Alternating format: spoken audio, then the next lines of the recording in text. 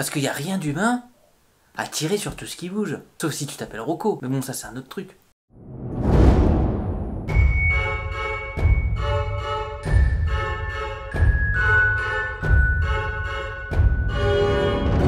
Mais je te dis, ça va péter de ouf. Mais parce que, avant chaque élection, t'as un attentat. C'est comme le premier et le deuxième tour, c'est un passage obligatoire. Mais sauf que là, ça va péter fort. La France va être attaquée. C'est la République qui sera visée. Bah oui, sinon comment tu fais lire Le Pen? Je te dis pas que forcément la Tour Eiffel va tomber dans la Seine, ou que Notre-Dame va brûler une deuxième fois. Je dis juste que l'attentat va viser un endroit symbolique. Un endroit qui représente la grandeur de la France. Et où il y a du public. Genre Versailles. Versailles, c'est bien. C'est bien parce que déjà, il n'y a pas un politique qui vit là-bas. Donc niveau sécurité, c'est un peu plus cool, forcément.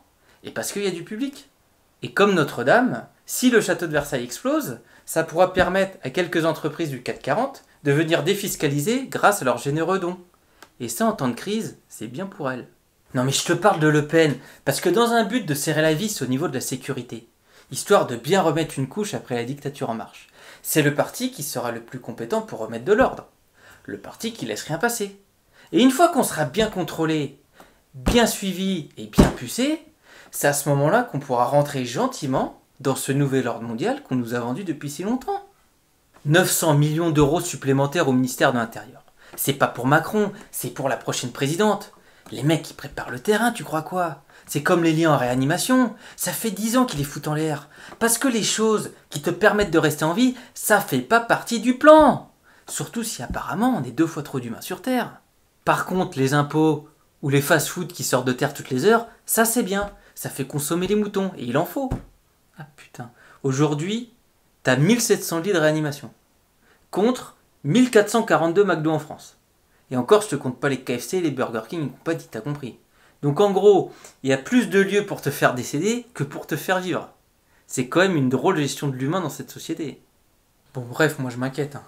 Parce qu'encore les attentats dans les films, il y a un petit côté action, il y a un petit côté déminage, il y a un petit côté police. C'est sympa. Mais en vrai, non en vrai c'est pas marrant. T'as des mecs qui se pointent avec leur calache en guise de passe sanitaire. Ils savent pas pourquoi ils tirent sur la foule, mais ils tirent quand même. Après ils sont explosés. Non attends, les mecs c'est des baisers. Non franchement t'as l'impression qu'ils se sont fait hypnotiser pour faire des trucs comme ça. Bah comme les 2 mecs qui ont tué les 2 frères Kennedy, tu sais. Parce qu'il n'y a rien d'humain à tirer sur tout ce qui bouge.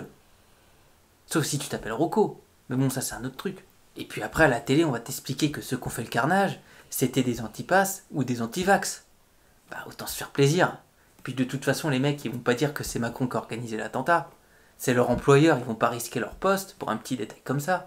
Même si c'est Macron qui tient la calache et qui arrose tout le monde, les mecs vont quand même te dire que c'est pas lui. Alors ok, il lui ressemble, il a les yeux bleus, il a l'air prétentieux et il a une photo de sa mère dans son portefeuille, mais c'est pas lui. De toute façon il avait un alibi. Au moment des faits, il était en formation avec George Bush sur comment fabriquer un ennemi pour mieux le vaincre. Et si ce n'est pas Versailles, ce sera dans un endroit reculé, pour dire que ça peut arriver n'importe où, n'importe quand. Genre un centre commercial à la campagne, où le préfet n'aura pas mis de passe sanitaire, et où les gens pouvaient circuler librement. Comme ça, circuler librement sera synonyme de risque et de pas en sécurité. Tu comprends? Et moi, ce qui me trouve le cul, c'est que les mecs qui revendiquent les attentats t'expliquent qu'ils ont fait ça parce qu'on est une société de gros cons qui boivent du coca et qui rigolent devant des connards qui courent sur un décor penché. Mais ce qu'ils ont mal compris, c'est que nous, on n'a rien demandé. On est esclaves de ça. Alors s'ils veulent vraiment jouer les héros et faire en sorte qu'on arrête de sucer du soda et de manger du caca, qu'ils attaquent les mecs qui créent ce mode de consommation. Et s'ils le font toujours pas, on va commencer à croire que c'est ceux qui créent ce mode de consommation qui les embauchent. Tu vois le truc un peu vicieux? Et donc pour conclure, la seule chose qui nous reste à faire, selon moi, c'est de prier. Prier soir et matin. Et si tu croises un terroriste avec un bazooka, tu pries. Et s'il te regarde, tu cours.